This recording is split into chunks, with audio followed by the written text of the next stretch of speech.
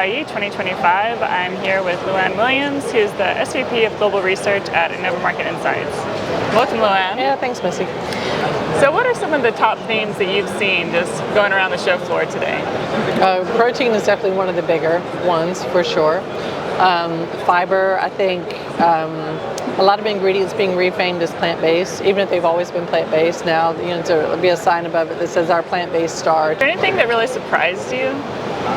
Seaweed. There's a lot of seaweed, and it's not like at a huge scale for a big company, but I thought there were a lot of, if you went through the startup alley, there were quite a lot of seaweed and ocean ingredients. We had that on our trends maybe 5 years ago, our top 10 trends. And sometimes we're too early, but we saw it coming, and I think this is the first year that I've really noticed a lot of ingredients. I saw a crab powder being used as a flavor enhancer as well. So I thought that was kind of interesting, and I think maybe the other thing that I did take pictures of, I saw a couple of stands talking about kokumi. So we know about umami, our sixth sense, but kokumi is the satisfaction that you get from eating like meat. And I spent a lot of time in Japan this year, and I saw some presentations of kokumi, and I saw a couple of stands talking about kokumi as well. So that was kind of interesting. Fermented flavors, I think, goes along with that as well. Oh yeah. Yeah, I think like the flavor modulation and adjusting flavors is really going next level. Yeah. I also saw a company that was they're really tackling the retronasal sensation that happens when you taste food, right? And they were really studying the interaction between the human brain and food, as opposed to just doing technology on the food itself. Thinking like, how can we also prepare like the senses to receive food? That's I'm doing a presentation on our top flavor trends, and that's on there this year. That everything is multi-sensory, and I was thinking about, even if you look at some of the concerts or art gallery events now, they might project something on a church and have a rave, or we used to look at Van Gogh paintings, now you can be immersed in the painting, you can be in the film inside a beautiful church. So there are a lot of things that are multi-sensory like that. I think also color and flavor, there's a lot of natural colors here. And I think, she's Wicked as an example. Since Wicked came out a year ago, green has just taken over. So Dubai chocolate, it's always in a green box, or there's something green on it.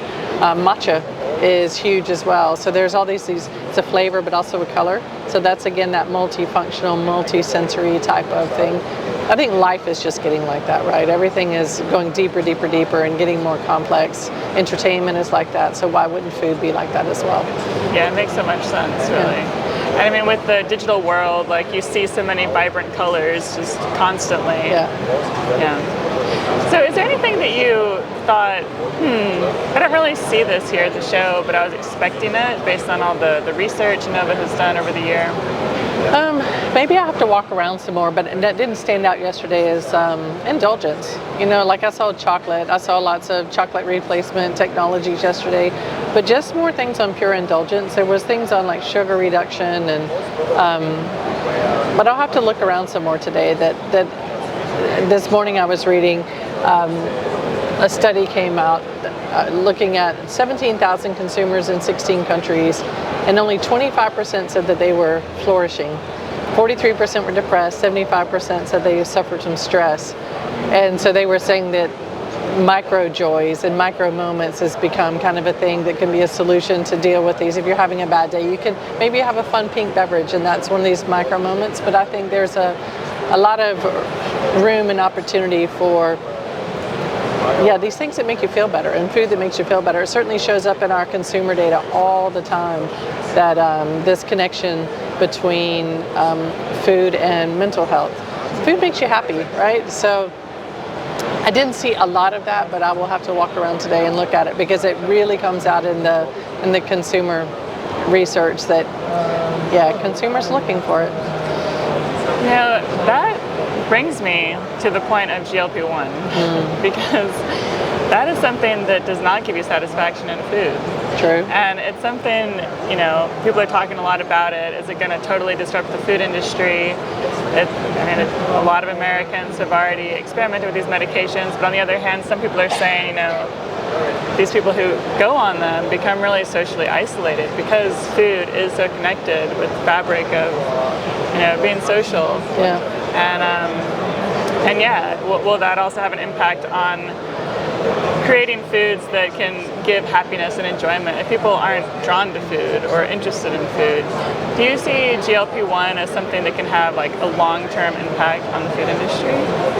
Well, okay, this whole disrupt the food industry, there's a couple of things. I don't drink anymore. Okay, so think about how many social occasions revolve around alcohol. Okay, GLP, it'll just be the new mocktail, right? I don't feel like I ever miss out. There's so many amazing mocktails and menus absolutely all over the world that are full of flavor, full of discovery. I don't ever feel like I miss out on or I have to miss out on a drinking occasion ever. So why can't food be the same way? I think the food industry has been trying the entire time I have been in the industry. Since 1994, there's been this push towards health, right? And it's always a challenge. There's a price issue. Consumers don't want to eat it. Maybe this will finally be that catalyst that pushes more of this into the mainstream for more consumers. It's just an opportunity. People will not stop eating. And I think for a long time, food prices have been too cheap.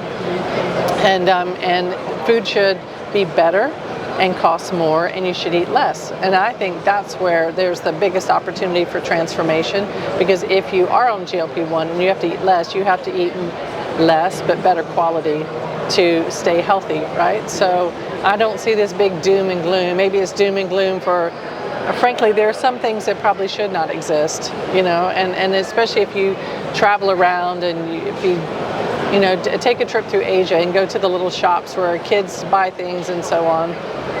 There's probably a lot of foods that shouldn't be there that are not very healthy for anybody's long-term health. So can we not make those a little bit better? And the whole industry change and technologies will develop to help all these things. So I don't see it as a negative thing at all. So I don't know what the tagline could be, but I don't know, GLP-1 eating is the new mocktail. Yeah, it could be. I'm trying to figure out how that would be. I mean, so something small portioned, and maybe light. The sushi, if you're having let's say your Christmas cocktail hors d'oeuvre party, and you know that there's a lot of people that are on GLP-1s, you're going to just have to have some protein.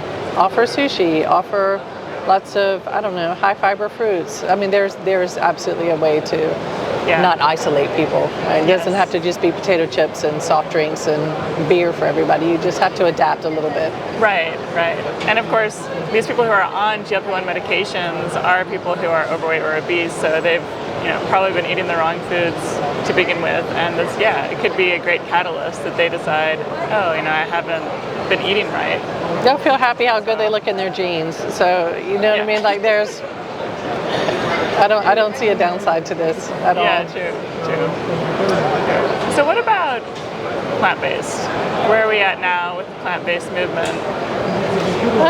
I think one thing, maybe 3 years ago at this show, I described it as it was like the ecosystem to make plant-based taste better, right? And we started to see some of the new fats coming out. There were lots of products that would go into the matrix to make plant-based taste better. And I think now what we see is there's really more high-tech kind of technologies, enzymes that work on it, or as we talked about, fermented flavors. There's, I think that's kind of the new development, but also we've been, and again, in our trends at Innova for several years saying, why are you trying to mimic something that everybody knows exactly what it tastes like? And you have everybody has a preference for their perfect hamburger or chicken sandwich or chicken nugget. So why do you try to make something that will taste, say, 20% worse and cost 20% more? That's a big ask, right? So are we surprised now thinking about it that it kind of failed? And I think there was an article in the Wall Street Journal this week about that the whole green electricity movement in Europe. It did slash emissions by 30%, but now Germany has the most expensive industrial electricity in the world. So people are losing their jobs because factories are closing because they can't afford the electricity. That doesn't make anybody happy either, right? So there could start to be a negative association with all these, the detriments of making these big changes, right? The Germans blew up their nuclear plants after they closed them. Well, maybe that wasn't a smart decision because we have to do all this a bit slower. So maybe there's a negative association with sustainability, so that's not the best way to promote all these things.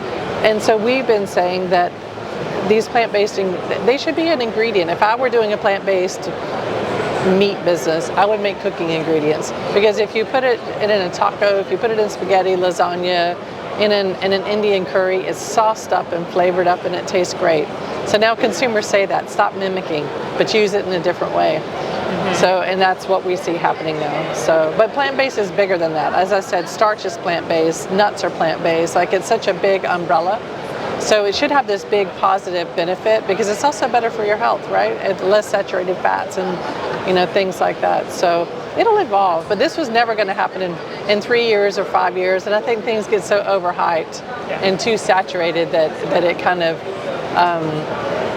it creates a problem at some point. And I think that's what happened. And now we're just coming back to that normalization. This is going to be a 20 or 30 year transition. Yeah, definitely. So what about fiber? Because there's been some talk that fiber could be the new protein. I've asked a couple people around the show, and nobody has disagreed. Everyone's been like, oh yeah, fiber is really the next protein. No, it's not. And I'll tell you what, fiber is not as fun to eat as protein. A big mouthful of Greek yogurt or skyr or a juicy chicken breast. Fiber is really hard to eat. I would say the importance of fiber, and plant-based should own fiber. Make it a nicer way to eat fiber, right? Because that's something that meat doesn't really have. It's really hard to get enough fiber in your diet, and it's usually not that pleasant. It's not a soft piece of bread, it's a chewy piece of bread, or it's chewy something, right, that not everybody likes. So I agree on the concept that in terms of nutrition, importance in nutrition, yeah, it's the next protein, but from an eating experience, from a consumer point of view, it is absolutely not the next protein. However, there are ways to do it with soluble fiber, for example, and that's the less chewy way to do it. So there's a lot of opportunities for things like, inulin and the other soluble fibers. It's really, and it is a really important nutrient, and for sure, with the interest in gut health, there's a huge opportunity for fiber, for sure. Right, yeah. I actually saw a presentation about the effect of plant-based meat on the microbiome, and they found that gut health improved, and that was all due to the fiber. Yeah, exactly. And but plant-based should just own it, and because animal proteins are having a big comeback now, right? And you're seeing a lot of consumers just associate it in a very positive way. Nice to eat, tastes great. And plant-based a little bit less, but also consumers are wildly interested in the biome. So making that connection with plant-based, but just the fiber in general, it's a massive opportunity if you can make it nice to eat, for sure. So this was one of the top 10 trends about gut health. Yeah, it's right here. Ta-da, gut health. Also protein, we just talked about. Are there some other trends that you saw around the show floor that you could maybe point out? Well, the authentic plant-based, so there is definitely this reframing of a lot of things as plant-based. I have to look at it really quickly. I think this made from moments that I mentioned, that life has gotten very nuanced, right? Like everything is so nuanced and so personal. And so maybe two things. There's a trend here about authenticity and a crafting tradition, that we're super interested in our foods and the traditional ingredients or way we make things, but we're also interested in everybody else's traditions and how we make things. But I think that's also, again, I mentioned these micro moments for these little feelings of happiness that also ties into layers of delight, this very holistic definition of enjoyment. I think it kind of all comes together. Well, thank you so much for joining us today. Yeah, my pleasure. And have a good rest of the show. You too.